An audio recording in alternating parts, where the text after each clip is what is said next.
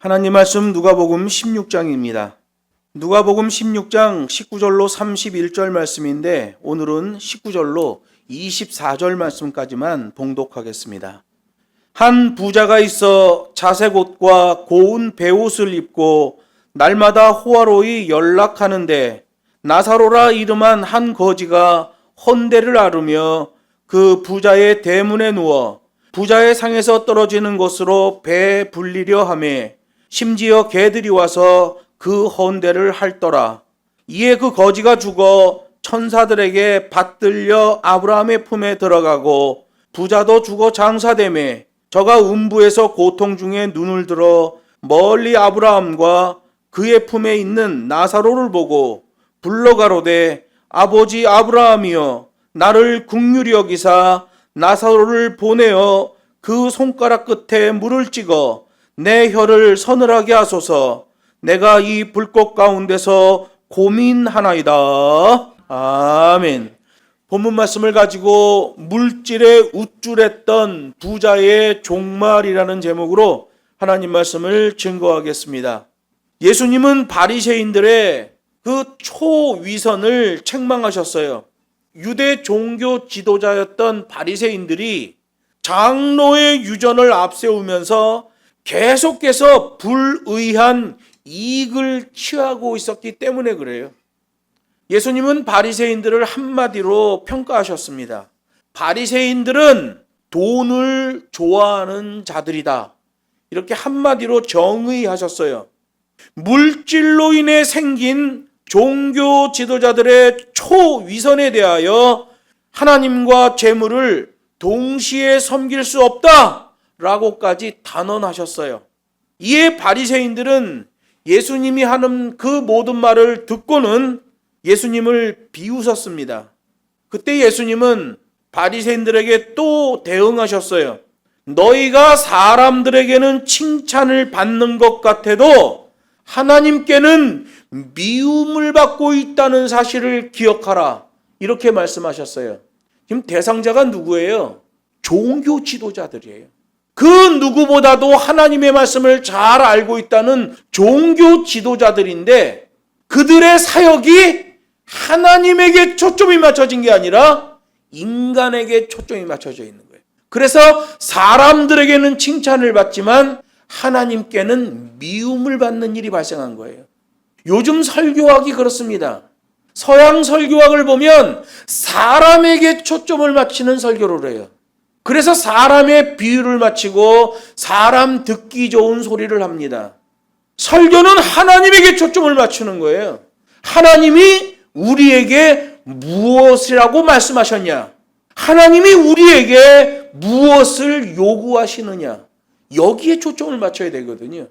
하나님에게 초점이 맞춰지고 선포되는 말씀은 메시지가 되는 거예요. 사람에게 초점이 맞춰진 메시지가 아니라 마사지예요. 왜 이 시대의 교회들이 이렇게 엉망이 돼버립니까? 왜 유럽 교회가 저렇게 쑥대밭이 돼버리고 미국 교회가 쑥대밭이 되고 한국 교회가 이 모양이 돼버렸습니까? 메시지가 상실되고 마사지만 해주기 때문에 그래요. 지난 연말을 지나면서 한국 교회에 또 하나의 쓰나미가 덮쳤습니다. 흔히 말하는 젊은이들의 수련회, 젊은이들의 워십 댄스, CCD, 거기에서 뭐가 나왔어요? 삐끼 댄스가 나왔습니다. 삐끼 댄스라는 게 뭐예요?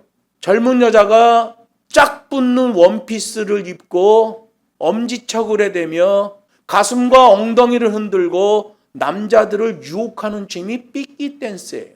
강단에서 여자애들이 삐끼 댄스를 추기 시작했습니다. 그리고 뭐라고 그러는지 아세요? 교회 버전 삐끼 댄스다. 이렇게 얘기하고 있어요. 왜 기독교가 이 모양이 되고 있는가? 진정한 하나님의 말씀이 선포되지 않기 때문에 그래요. 예수님의 말씀과 바리새인들의 반응을 보면 아주 상반돼 있어요. 바리새인들은 예수님이 엉터리라고 그래요.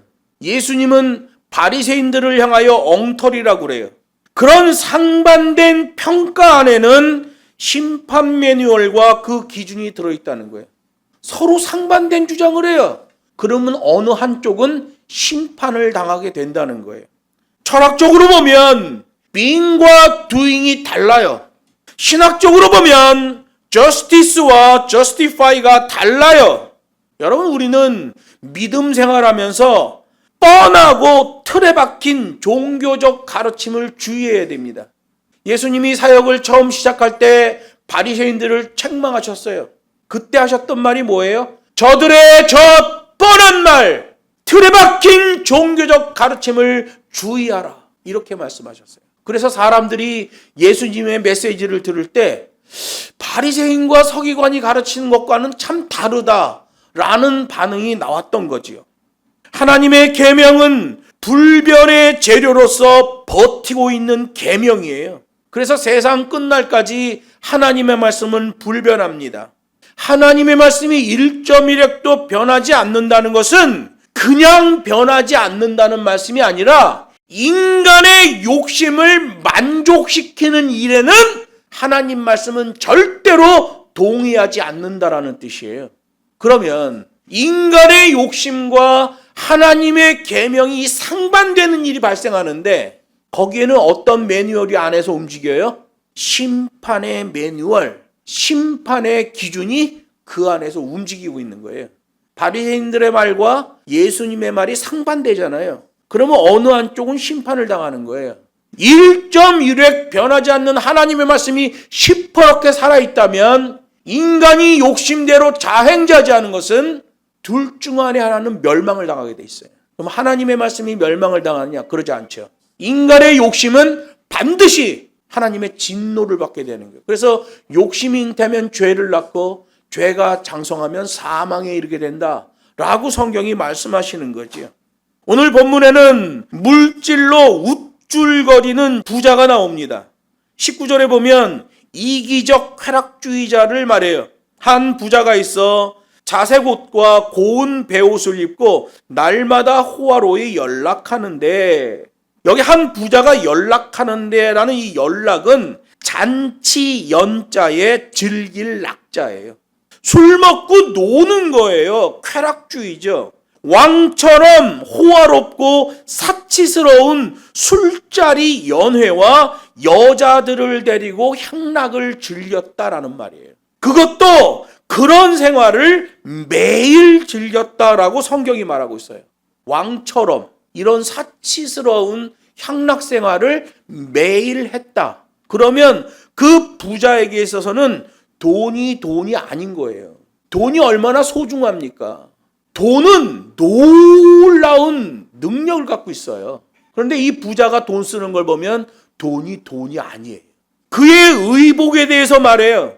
자색 옷과 고운 베옷을 입었다라는 의미는 아유 그가 좋은 옷 입었네 라는 개념이 아니에요. 자색 옷이라는 것은 왕족 또는 귀족 수준의 인물이라는 걸 의미하는 거예요.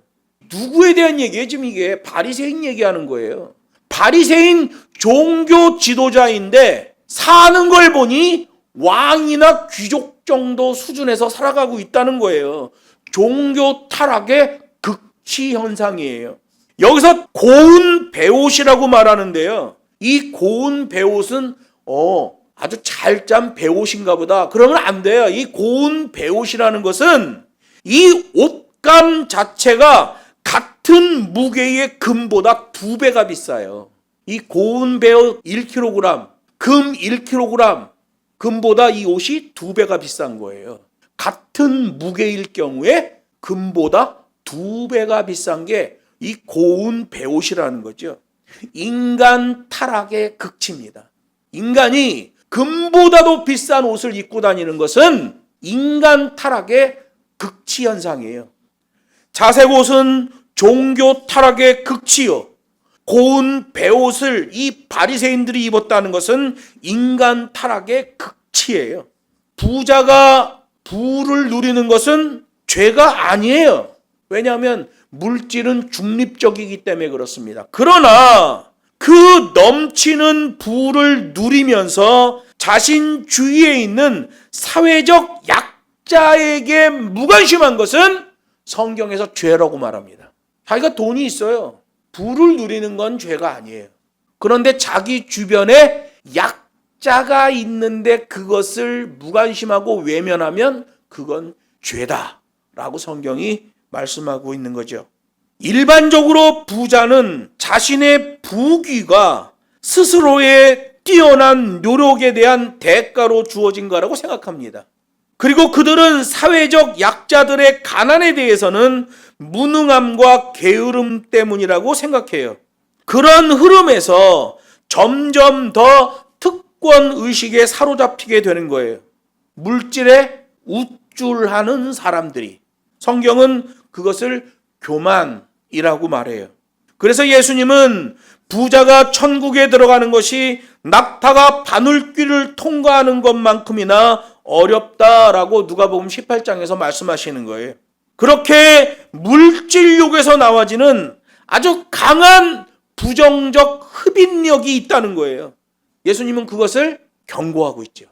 이 물질을 추구하다 보면 이 강한 부정적 흡인력 안으로 끌려 들어가 버리는 거예요. 욕심이 잉태하면 죄를 낳게 됩니다. 예수님은 앞서 말씀하셨잖아요. 물질은 스스로 선한 친구가 되게 하는 기능을 가지고 있다. 이 물질을 잘 선용하면 하나님과의 관계도 풀고 이웃과의 관계도 푸는 거예요. 그 스스로 선한 친구가 되게 하는 기능이 물질 안에 들어있는 거예요. 근데 이 물질에 대한 과도한 욕심이나 착각이 일어나면 인생이 뒤집어져 버리는 일이 발생하는 거예요. 물질을 갖고 우쭐한 이 부자, 더 깊이 들어가서 보면 바리새인들이에요. 인간 타락, 종교 타락의 극치를 보여주고 있는 거예요. 여기 20절, 21절 보면 사회적 약자를 외면하는 자의 죄에 대해서 말씀하셔요. 여기 20절에 나오는 나사로라는 이름은 히브리어로 표현하면 엘리이 예제르라는 이름이에요. 엘리이 예제르라는 이름은 우리 한국 성경에 엘리에셀이라고 번역되어 있어요. 엘리에셀이 누구예요? 창세기에 보면 아브라함의 종이죠. 아브라함이 아들이 없을 때 하나님께 기도해요. 하나님, 나는 자식이 없습니다. 이 엘리에셀, 이 종을 내 상속자로 삼겠습니다. 얼마나 신실하고 얼마나 소중한 종이었는지 자기의 상속자로 삼으려고 했을 만큼 성실하고 책임감 있는 자였어요. 그 나사로라는 헬라어식 이름은 히브리어 엘리이 예제르, 엘리에셀과 같은 이름이에요. 하나님이 도우시는 자라는 이름이에요. 유대인들이 최대치로 존경하고 최대치로 흠모하는 조상 아브라함이 등장하는 거예요. 나사로가 아브라함의 품에 안겨 있다고 그러잖아요. 이 나사로라는 이름 자체가 엘리에셀이에요. 아브라함이 가장 신뢰하던 종이에요. 아브라함으로부터 가장 신뢰받았던 엘리에셀, 나사로까지 등장시키는 것, 이건 우리 주님의 깊은 의도성이 들어있는 거예요. 나사로는 비록 가난하고 고통 중에 있었지만 경건했기 때문에 사후에는 평안을 누리게 될 자라는 걸 암시하고 있어요. 왜? 나사로라는 이름은 엘리에셀과 똑같은 이름이란 말이에요. 엘리에셀은 하나님이 도우시는 자예요. 하나님이 도우시는 자가 누구예요? 경건한 삶을 사는 자잖아요. 고통과 어려움 가운데 있는 거지 나사로, 이 사람은 경건했다는 거예요. 특히 엘리에셀은 아브라함의 종으로서 아브라함의 상속자로 여겨질 만큼이나 신뢰를 받던 종이었어요. 하나님이 도우시는 자예요. 엘리에셀, 나사로, 아브라함, 이걸 지금 엮어서 바리새인들을 가르치는 거예요. 20절에 보면 한 거지가 헌대를 앓고 있었다라고 말하고 있어요. 헌대를 앓으며라는 말은 에베블레토 에힐쿠메네소라는 헬라어를 사용하는데요. 우리말로 말하면 이런 말이에요. 꼼짝도 하지 못하는 만신창이가 된 몸뚱이라는 말이에요. 꼼짝을 못하는 거예요. 질병 때문에. 만신창이가 된 몸뚱이 상태라는 거예요. 이거는 의학적으로 보면 문둥병으로 넘어가기 직전에 궤양성 피부병, 종기 피부병이라는 말이에요. 누가가 의사였잖아요. 그래서 이런 증세를 정확하게 기록하고 있어요. 문둥병으로 넘어가기 직전에 종기가 온몸에 나서 궤양이 됐고 꼼짝할 수 없을 만큼이나 만신창이가 된 몸뚱이의 나사로였다 라고 말하는 거예요. 나사로는 그 부자가 살고 있는 집 대문 앞에 던져져 있었어요. 그런데 여기 부자가 살고 있는 집의 대문이라고 할 때 이 대문이 헬라어로 필로나라고 되어 있어요. 필로나라는 것은 호화롭고 사치스러운 장식이 되어 있는 문을 말하는 거예요. 그러니 이 바리새인의 집이 얼마나 대단했는지를 보게 되는 거죠. 21절에서는 떨어진 음식이 나옵니다. 상에서 떨어지는 것으로 배불리려 하매라고 되어 있어요. 이 떨어진 음식이라는 말이 헬라어로 피프톤톤이라는 말인데요. 던져지다라는 거예요. 다 먹지도 않았는데 먹다 말고 바닥에 집어던진 음식이다라는 거예요. 낭비, 우쭐. 저는 북경에 있을 때 한 번은 인민대학에 기도하러 갔는데 점심시간이 돼서 학생 식당에 가서 밥을 먹는데요. 어느 학생이 밥 이만한 판 있잖아요. 판에다가 쌀을 넣어서 스팀기로 밥을 쪄내거든요. 이 판을 몇 판을 시켰어. 혼자 먹는데. 반찬을 한 50인분을 시켰어요. 그냥 상을 붙여갖고 반찬을 쫙 깔았는데 나는 누가 많이 오는 줄 알았어. 혼자 먹는 거예요. 여러분, 북경에 있는 인민대학에는 정치국 자제들이 많이 있잖아요. 정치인들의 아들, 딸들이 많아요. 쫙 50인분 차려놓고 밥 한번 뜨더니 반찬 몇 개 집어먹고 전부 짬을 시키는 거예요. 뭐 하는 거예요? 자기 돈 있다고 우쭐대는 거죠. 대학생회가 50인분을 차려놓고 깔짝깔짝 몇 점 먹고 전부 짬을 시켜버리더라고요. 낭비, 우쭐. 여기 21절에 떨어진 음식 피프톤톤, 다 먹지도 않은 채 바닥에 던져지는 음식이라는 말이에요. 그런 부잣집 대문에 엘리에셀이라는 이름의 나사로가 있는데 그 집주인 부자는 날마다 그런 사치스러운 생활을 하고 있었다라고 성경이 말하고 있는 거예요. 이거 죄예요. 집 안에서는 부자가 쾌락을 즐기며 살고 있었고 대문 밖에서는 온몸이 만신창이가 된 나사로 엘리에셀이 던져져 있었어요. 동네 유기견들이 음식 냄새를 맡고 왔다가 대문 앞에 있는 나사로의 피부 종기를 핥았다라고 성경이 기록하고 있어요. 여기 원문에 보면 동네 유기견들이 왔다고 기록되어 있어요. 우리 성경은 그냥 개라고 기록해놨는데 동네 유기견이에요. 그냥 개라고 번역해놓으면 그 집에 있는 개가 나와서 핥은 건지 어디 개가 와서 핥은 건지 몰라요. 원문을 보면 퀴온이라고 되어 있어요. 퀴온은 거리를 쏘다니는 사나운 유기견을 말하는 거예요. 21절에 보면 퀴온이라고 되어 있어요. 집에서 키우는 개는 퀴온이라고 하지 않고 퀴나리온이라고 해요. 본문에는 유기견들이 와서 그 헌데 상처를 핥았다라고 말하는 거예요. 그런데 이 유기견들이 와서 헌데 상처를 핥았다. 헌데라는 말은 병증을 얘기하는 거예요. 문둥병으로 넘어가기 직전에 궤양성 피부병 상태를 말하는 거예요. 이 방향성 비유인데요. 장로의 유전으로 보면 개에게 시달림을 받는 자는 죄인이다 라고 말합니다. 장로의 유전에 기록되어 있어요. 어떤 사람이 거지든 길에서 쓰러진 사람이든 개가 와서 그 사람을 괴롭히고 그 사람이 개에게 시달림을 당하고 있다면 그 사람은 죄인이다 라고 규정합니다. 장로의 유전으로 보면 이 나사로는 죄인이죠. 개가 와서 그 상처 헌데를 핥잖아요. 시달림을 당하고 있어요. 분명히 죄인이에요. 어떤 기준으로? 장로의 기준으로. 나사로가 개들에게 상처까지 핥음을 당하고 있는데 그 시간에 그 집 안에서 부자는 쾌락을 즐기고 있었다 라는 방향성을 말하는 거예요. 장로의 유전으로 보면 이 나사로 엘리에셀은 죄인이에요. 하나님의 말씀으로 보면 사람에게는 버림을 받았으나 개들이 와서 흐르는 진물을 핥아주었다 라는 방향성이 나오는 거예요. 위로를 받는 거죠. 주인은 데일밴드 하나 안 붙여주는데 개들이 와서 그 상처에서 흐르는 진물을 핥아주었다. 위로를 받았다는 거예요. 이 곤궁한 처지에 빠진 나사로 입장에서는 위로를 받았다는 거지. 이게 방향성이에요. 부자는 무관심했다.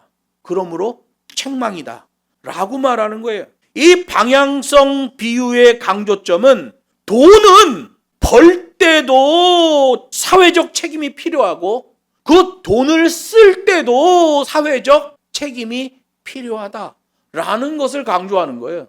돈이 많고 적음은 문제가 아니에요. 그 돈을 벌 때와 그 돈을 쓸 때는 반드시 사회적 책임이 요구된다라고 말씀하시는 거죠. 이 시대에 왜 전 세계가 이 난리가 나고 인성이 땅바닥을 칩니까? 돈을 버는 것에 있어서 사회적 책임을 지지 않고 어느 한순간에 일확천금을 누리려는 그런 심리와 풍조가 전 세계에 만연하고 있어요. 이 사단마귀의 강력한 도전입니다. 물질 안에는 스스로 선한 친구가 되게 하는 기능이 들어있는데 정말 놀라운 하나님의 축복이 그 안에 들어있는데 그 축복을 변질시켜 그 사람을 지옥으로 끌고 가는 사단의 전략인 거예요. 여기 22절에 보면 물질을 대하는 자세에 대한 심판을 말합니다. 부자도 죽고 거지도 죽는다. 살아있을 때도 사람들로부터 버려졌던 나사로, 그는 죽어서 장례식도 없이 공동묘지에 버려졌어요. 문둥병으로 가기 직전에 궤양성 피부병 만신창이 환자예요. 장례식 안 합니다. 그냥 둘둘 싸서 공동묘지에 갖다 집어던져 버리면 끝이에요. 그렇게 장례가 됐어요. 살아있을 때도 버려졌고 죽어서도 공동묘지에 그냥 내동댕이 쳐진 육체가 됐지요.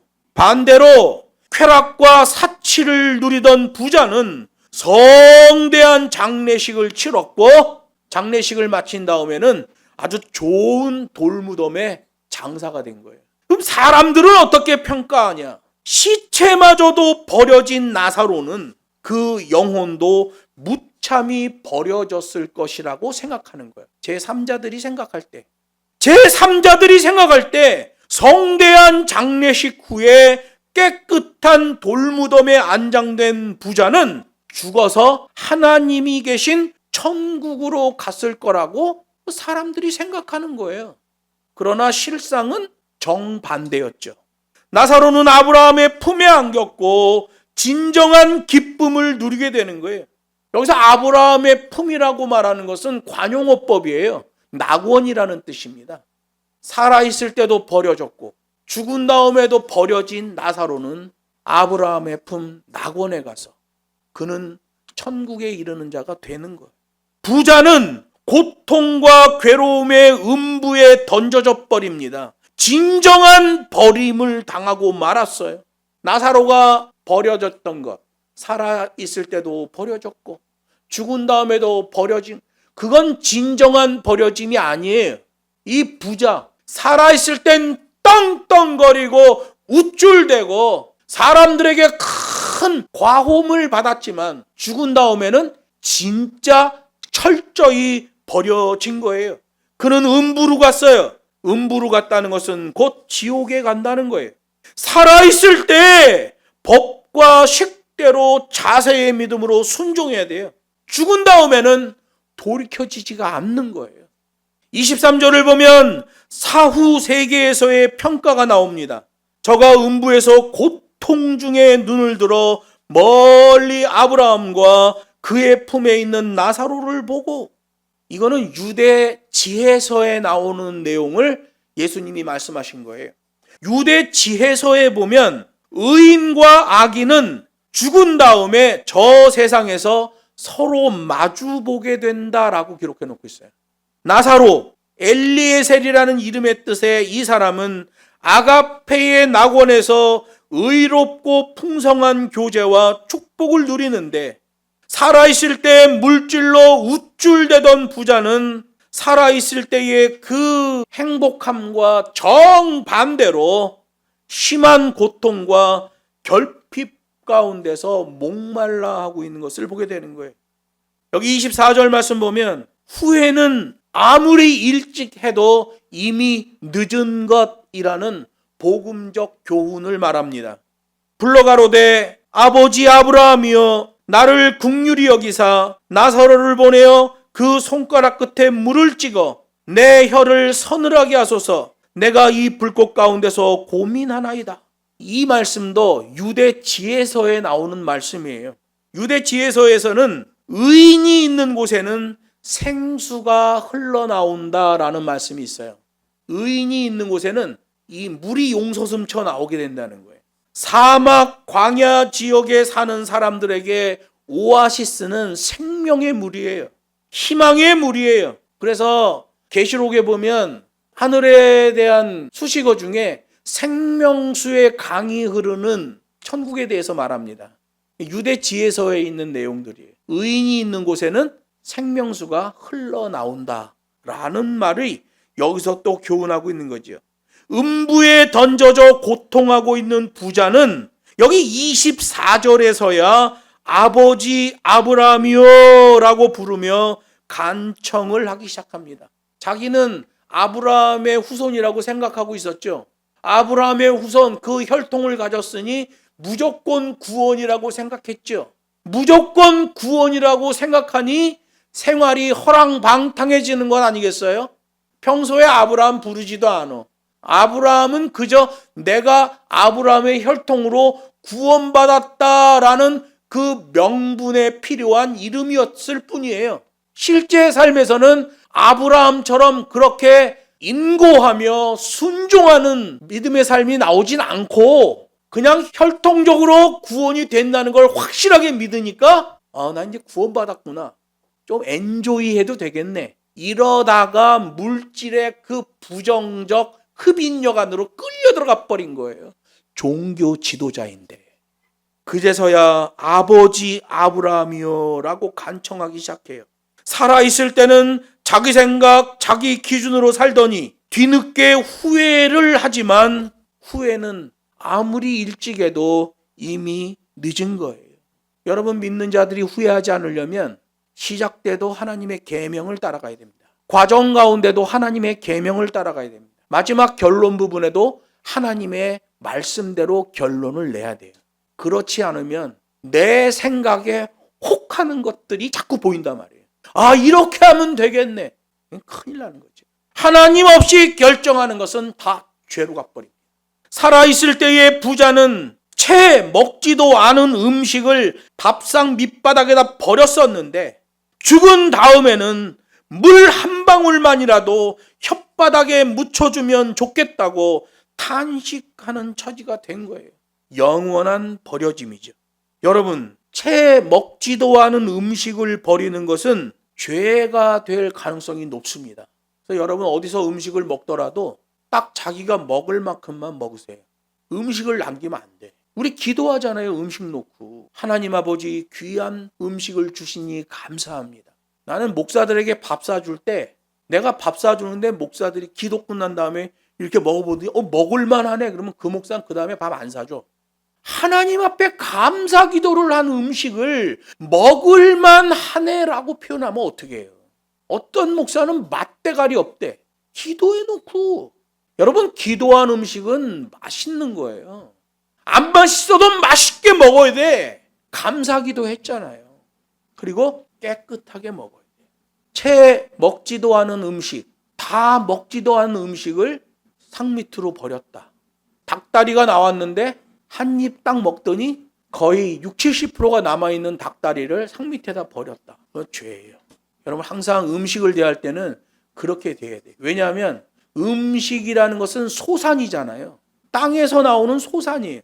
생명력에서 나와 생명에게 공급되는 소산이란 말이에요. 여러분 음식을 딱 안 먹어버리면 사람이 죽어요. 음식을 먹어야 그게 소화되고 영양소가 되어서 움직일 수 있는 에너지가 된단 말이에요. 이게 하나님이 만들어 놓은 생리적 법칙이에요. 음식을 학대하면 안 돼.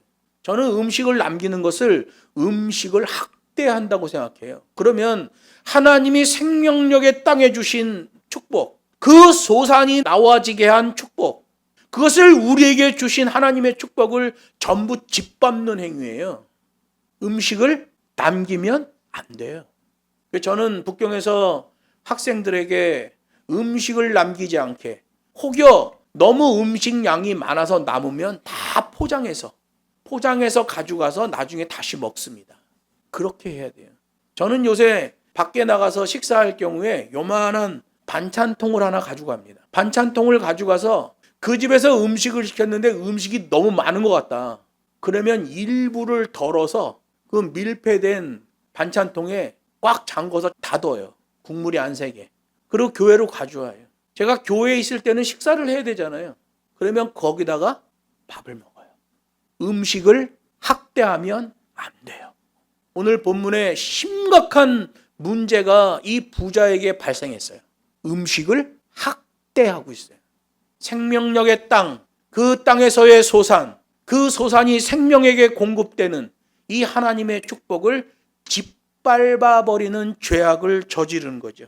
그래서 죽은 다음에 내가 이 음부에서 고민하나이다. 이 고민한다는 말이 오두이노마이라는 말인데요. 심한 괴로움으로 인해 비탄의 울부짖음을 갖다, 이란 말이에요. 영육 간에 전인적인 고통이 왔는데 급성 고통이라는 거예요. 오두이노마이라는 말이 급성 고통이에요. 음부에 빠졌어요. 이 정도까지 고통이 있는지 몰랐어. 야금야금 들어온 고통이 아니라 급성 고통이 온 거예요. 충격을 받을 정도로.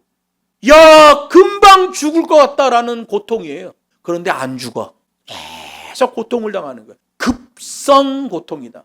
계속해서 놀라운 고통이다 라고 말하는 거예요. 여러분, 후회는 아무리 일찍해도 늦은 거예요. 살아있을 때 주님, 저는 죄인입니다 라며 하나님의 긍휼하심을 구해야 돼요. 그게 기독교의 본질적 기쁨이에요. 강단에서 삐끼 댄스 추는 게 기쁨이 아니라, 주님, 나는 내가 주 앞에 죄인이라는 사실을 알게 됐습니다. 그 기쁨이에요. 기독교의 기쁨은 삐끼 댄스 촐랑거리며 추는 게 아니라 자기가 죄인이라는 그 슬픔의 기쁨이에요. 본질을 알게 된 기쁨이에요. 여러분, 이 부자에게는 한정된 타이밍이 존재했습니다. 천년만년 쾌락을 누리며 사는 게 아니에요. 나사로 천년만년 고통만 당하며 사는 게 아니에요. 한정된 타이밍이 있다는 사실을 깊이 깨달아야 돼요. 오직 살아있을 때 법과 식대로의 믿음으로 자세를 잡아야 되는 거예요. 물질은 스스로 선한 친구가 되게 하는 기능이 들어있으므로 축복의 재료예요. 그런데 그 물질 가지고 우쭐거리거나 인색하면 하나님이 기뻐하지 않는 거예요. 물질에 우쭐했던 이 부자, 하나님의 진노를 받고 있는 거예요. 물질을 선용하는 우리가 되기를 주 예수의 이름으로 축복합니다.